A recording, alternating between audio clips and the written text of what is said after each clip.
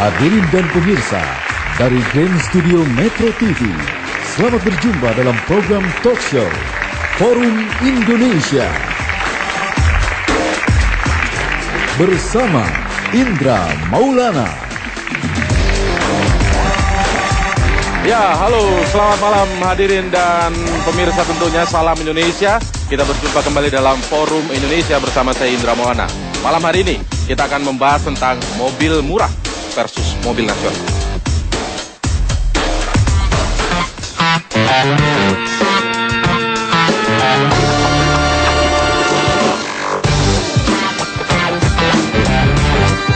Dari jurus agar itu tidak menambah kemacetan Jakarta. Dengan apa ya? Sebentar lagi nanti genap ganjil, sebentar lagi electronic road pricing-nya keluar.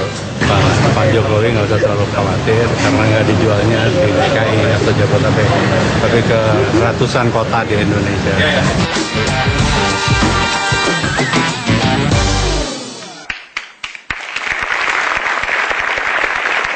Ya pemirsa, belum lagi Indonesia selesai untuk menuntaskan kerutan kotanya karena kemacetan lalu lintas. Belum lagi Indonesia selesai mewujudkan impiannya untuk memiliki mobil nasional. Kini pemerintah sudah membuka kembali keran seluas-luasnya untuk produsen mobil asing yang sudah 3 dekade terakhir ini menguasai dunia otomotif Indonesia. Ada apa sebenarnya di balik kebijakan ini? Apakah ini bersifat politis? Nanti kita akan membahasnya dengan sejumlah narasumber yang sudah hadir di studio. Kita berikan aplaus untuk diri Anda masing-masing dan juga untuk seluruh audiens yang sudah hadir di Grand Studio Metro TV. Dan saya ingin langsung saja memulai kepada Pak Arya Bima. Kenapa ke Pak Arya Bima? Karena surat Jokowi sudah dibalas atau sudah dijawab Pak Arya Bima oleh Wakil Presiden Budiono. Katanya meskipun ada kebijakan ini, kebijakan mobil murah ramah lingkungan ini, tetap pemerintah pusat tidak lepas tangan loh untuk mengatasi kemacetan di Jakarta. Saya ingin tanggapan Anda. Ya, kalau mengenai keruwetan atau kemacetan jalan di Jakarta, sejak dulu pemerintah pusat mengatakan tidak lepas tangan. Tapi persoalannya tidak lepas tangan pun keruwetan juga semakin menjadi-jadi, masalahnya kan begitu. Nah, apalagi surat Pak Jokowi ini kan memberikan permintaan lewat Wapres bahwa adanya mobil murah dan ramah lingkungan yang saya akan pertanyakan murahnya di mana dan siapa yang menyebut murah dan ramah lingkungan yang seperti apa, nanti kita persoalkan nanti. Tapi akibat keberadaan adanya mobil murah ini kan penambahan jumlah volume mobil pribadi ini tidak sebanding dengan jumlah tambahan jalan. Bentar dulu, Pak. Nah, orientasinya Jokowi kan ke transportasi publik, kan, di mana Jakarta ini lebih didrive untuk kepentingan orientasi publik, gitu. Jadi kalau ada kebijakan ini menurut Anda politis tidak? Nah, untuk hal yang terkait mobil mobil murah, ramah lingkungan, ini lebih pada capital oriented, lebih pada keuntungan pengusaha yang mengadakan mobil murah. Jokowi lebih ke orientasi kepentingan rakyat atau orientasi publik. Ini nggak match gitu. Nggak match. Saya ingin tanggapan kan? dari nggak masuk Pak akal. Budi Darmadi. Nggak match ini Pak dengan kepentingan atau kebijakan untuk mengurangi kemacetan lalu lintas. Bentar, yang diperlukan itu lebih pada transportasi publik, bus, kereta api. Ya. Ini yang harus diperbanyak, bukan menambah bagaimana memindahkan transportasi yang dulunya dia pakai kendaraan roda 2 untuk membeli roda 4 dengan mobil murah. Nah, kalau dibiarkan terus tidak dikendalikan, 10 tahun ini Jakarta macet, baik untuk jalannya maupun parkirnya. Tanggapan dari Pak Budi. Silakan. Terima kasih, Pak. Transportasi publik memang kita dukung, Pak. Kalau kita lihat posisi kita di negara-negara di internasional, dan kemudian daya beli yang naik, maka mobil semacam ini dibutuhkan. Kalau tidak kita buat sendiri, maka akan ada banjir impor dari negara-negara tetangga yang sudah siap memasok mobil ini ke Indonesia. Jadi kita pikir kita harus buat sendiri mobil ini. Komponennya harus dibuat di Indonesia. Nah, untuk itulah kita luncurkan program ini. Kita pilih cc-nya hanya yang 1000 dan 1200 cc saja. Tidak semua cc, hanya 1000 dan 1200 cc saja. Nah, dengan ini maka dipersyaratkan bahwa mobil harus dibuat di Indonesia. Karena Pak, mobil ini bisa meng-create kira-kira 30.000 tenaga kerja di sektor manufaktur, plus 40.000 di sektor distribusi, Pak. Dan mobil ini tuh yang seperti apa Pak Budi? Ya, Pak. Jelaskan, mungkin mobil ini kan mobil yang ramah lingkungan dan murah. Ya. Bener nggak itu ramah lingkungan? Jelaskan dulu. Ya. Jadi terminologi ramah lingkungan itu adalah dari dua. Pertama, dari emisi gas buang yang dikeluarkan harus sedikit, atau konsumsi bahan bakarnya juga harus irit. Ya. Nah, saat ini dengan kualitas bahan bakar kita yang ada, kita tidak bisa membuat emisi yang bersih ya. Ya. Tetapi otomatis kalau dia 20 km per liter yang kita persyaratkan itu, BBM yang dibakar sedikit, maka emisinya juga akan lebih sedikit. Kalau kita lihat rata-rata. Jadi lebih tepatnya mobil irit. Kira-kira begitu, Pak. Bukan mobil ramah lingkungan. Kalau mobil irit, pertanyaan yang ada di publik sekarang, saya langsung ke poinnya. Karena pertanyaan begini, ketika ada kebijakan mobil murah tersebut, otomatis Anda menghindari banjir dari impor dari luar. Tetapi ini kemudian jadi banjir di dalam dengan banyaknya mobil, yang terjadi kemudian adalah kemacetan. Terutama di Jakarta misalnya, Pak. Apa jaminan bahwa kebijakan ini tidak menambah kemacetan di Jakarta? Memang mobil ini adalah programnya adalah program untuk nasional, Pak. Kalau kita lihat di Indonesia ini, Nusantara kita yang tercinta ini, ada 506 kabupaten kota, Pak. Ya. Yang macet mungkin Jakarta terdiri dari 5 wali kota, plus Depok, Bekasi, lalu ada Surabaya. Mungkin kira-kira 50-an, Pak, yang macet, Pak. Setara dengan kabupaten kota. Ya. Tapi yang 450 sih nggak macet, Pak. Nah, memang nanti kalau kemacetan itu biasanya kan tergantung pada traffic management, dan itu memang wewenang dari kepala daerah masing-masing ya.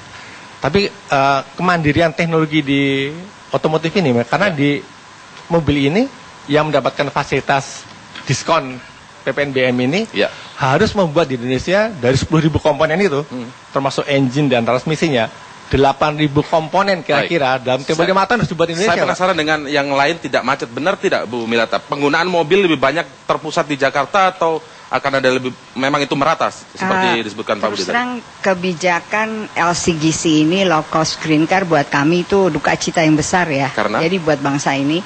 Karena sebetulnya kita itu sedikit mempermalukan presiden kita sendiri ya. Kenapa Kalau demikian? kita ingat 2010 di Copenhagen di International Forum, dengan gagahnya presiden kita mendeklar di depan PBB, waktu itu di depan United Nation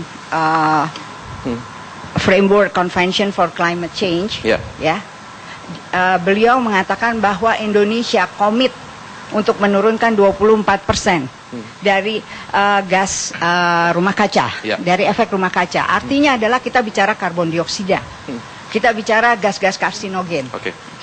Jadi padahal sekarang ada LCGC. Lalu yang kedua, pada tahun 2006 dengan mewahnya, dengan besarnya, dengan kolosalnya, presiden juga mencanangkan program Langit Biru, yaitu penggunaan gas. Jadi ada semacam paradoks di situ ya, ada hal yang kontradiksi. Seharusnya kita kan kalau untuk satu kepentingan bangsa, kita semuanya harus support dong di belakangnya ya, tapi tidak mengkontradiktorikan.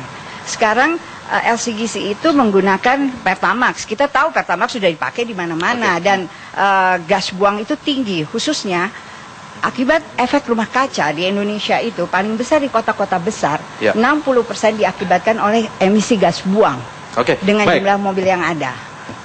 Artinya adalah ini rasanya jadi carut marut gitu loh, yang sebelumnya ditata oleh presiden. Kalau penjelasan secara ilmiahnya seperti itu, tapi saya ingin lihat aspek politiknya dari pandangan Bung Boni Hargens. Kalau dilihat begitu ya, saat ini Gubernur DKI Jakarta Joko Widodo mencanangkan agar Jakarta tidak macet begitu ya dengan transportasi publik. Tetapi kemudian ada kesan sekarang menabrak apa yang diinginkan oleh Gubernur DKI Jakarta sekarang, seperti mobil murah ini dikhawatirkan akan membanjir ke Jakarta.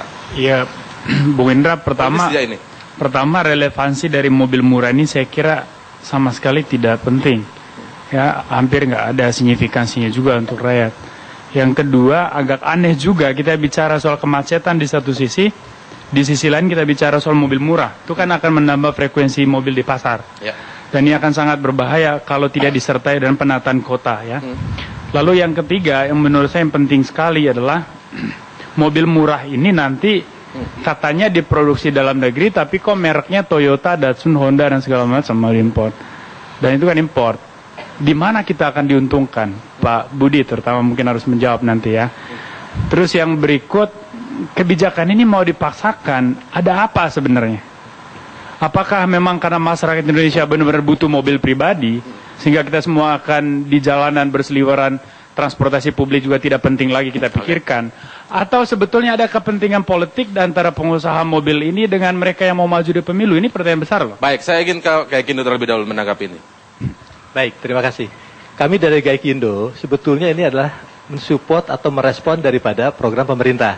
Bahwa pemerintah bagaimana untuk mengurangi kebutuhan bahan bakar ini. Pemerintah meminta supaya produsen ini membuat kendaraan yang hemat bahan bakar. Itu dasarnya. Tapi sudah tentu memang dengan ramah lingkungan. Nah, kami masuk ke sana. Ya, kami bicarakan sehingga kendaraan yang kami lakukan ini betul-betul memang seperti tadi Pak Boni bicara mengenai mereknya. Itu dipersyaratkan harus menggunakan merek Indonesia Perpaduan. Kami juga melihat di beberapa negara. Seperti itu mungkin sehingga menggunakan namanya itulah nama prinsipal dipadukan dengan nama daripada manufaktur yang ada di sini. Lalu juga persyaratan logonya menggunakan logo lokal itu kami lakukan.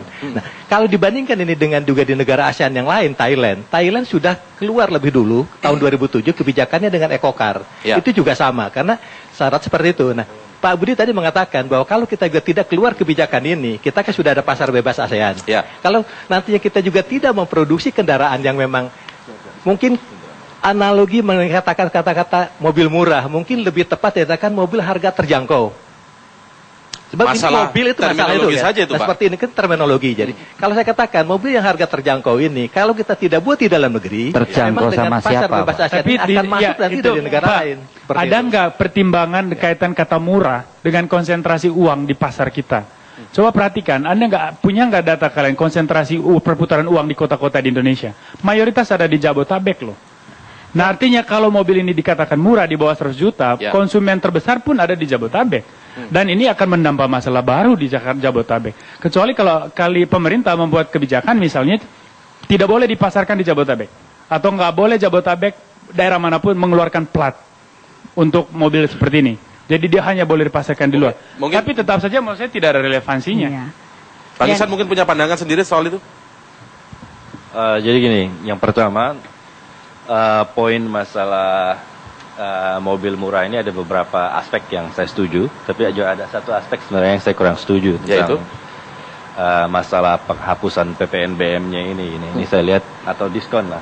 Tapi anyway, pada prinsipnya saya setuju.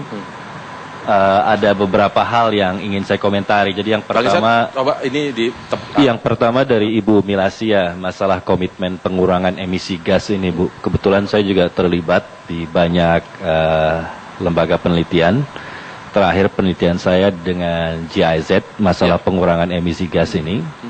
Itu komponen yang mengkontribusi terhadap emisi gas 80% itu dari pembakaran hutan. Sementara manufaktur itu kontribusinya 14%. Nah, ini yang untuk emisi gas ini kurang dari 5 atau 10%. Artinya tidak terlalu khusus di kota besar. Tunggu dulu. Dari 60%. Tunggu dulu. Yang pertama tidak signifikan. Dan yang kedua, program yang namanya LGGC ini justru berkontribusi terhadap pengurangan. Jadi niatnya pemerintah di sini, terutama Departemen Perindustrian, ini mendapatkan satu hal yang namanya karbon kredit. Kita bisa ngomong detail masalah ini, tapi ini kan ada hubungannya juga gitu. Jadi pengurangan ini bisa mendapatkan karbon tax dan lain-lain, bla bla bla.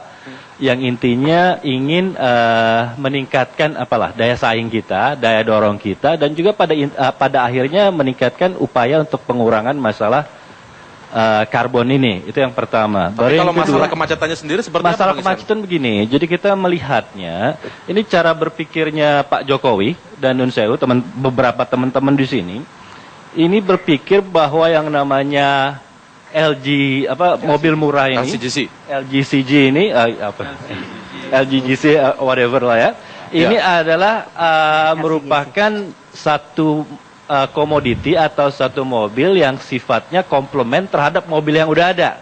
Komplement. Padahal yang namanya mobil murah ini merupakan substitut. Jadi barang pengganti. Jadi orang kalau udah punya Alfa, barang pengganti, Pak Arya Bima. Ini kan logikanya nggak masuk. Orang udah punya mobil Alfa, Pak Ihsan sendiri udah berbeda dengan Pak Budi Darmadi tadi. Iya. Tapi mungkin boleh saya kasih pendapat, Pak.